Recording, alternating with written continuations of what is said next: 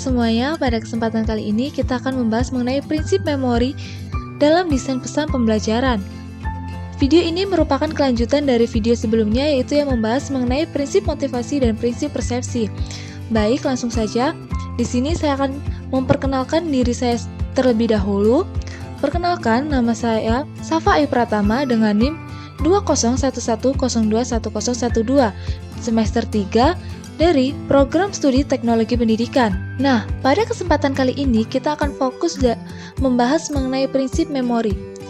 Jadi, apa itu prinsip memori?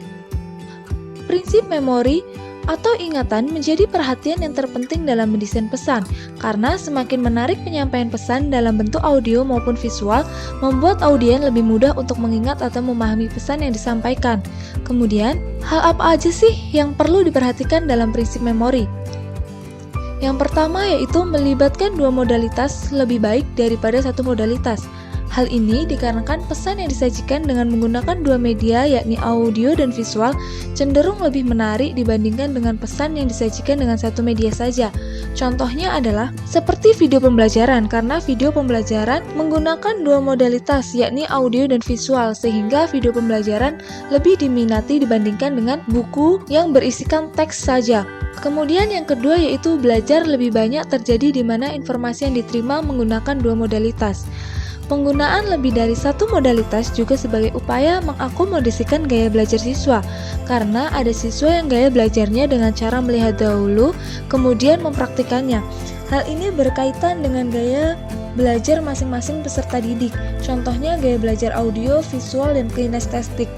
Para peserta didik memiliki cara tersendiri untuk menerima atau memahami pesan yang disampaikan oleh guru. Yang ketiga yaitu pesan konkret lebih mudah diasosiasikan dan diingat. Hal ini dikarenakan kita harus mempertimbangkan usia pembaca atau penerima, seperti menyajikan suatu gambar, sehingga nantinya tidak mengalami salah persepsi. Kemudian, yang keempat yaitu untuk pembelajar pemula dimulai dengan menyajikan pesan-pesan yang konkret. Hal itu bisa diatasi menggunakan penyajian pesan yang berbentuk ilustrasi, analogi, model, dan diagram, serta menggunakan kata-kata yang familiar. Kemudian, yang kelima yaitu keterampilan psikomotor dan belajar hafalan lebih mudah diingat melalui praktik daripada penjelasan verbal. Hal itu merupakan karena sifat alami dari manusia itu sendiri, yakni lebih mudah mengingat apa yang dilakukan dibandingkan dengan apa yang didengar. Contohnya adalah saat kita berlatih memasak dan berlatih bermain musik. Kita lebih mudah mengingat step by step yang kita lalui dibandingkan kita mendengarkan sesuatu di depan kelas. Kemudian yang keenam yaitu materi baru memerlukan waktu dan pengulangan. Hal itu digunakan untuk meningkatkan pemahaman dan daya ingat terhadap suatu konsep atau pesan yang disajikan. Kemudian yang ketujuh atau yang terakhir adalah transfer pengetahuan dalam situasi nyata meningkatkan daya ingat. Pengetahuan yang didapatkan dari pengalaman nyata lebih lama tersimpan di memori. Hal itu dikarenakan siswa mendapatkan sendiri pengalaman tersebut. Contohnya saat kita melakukan praktikum di laboratorium.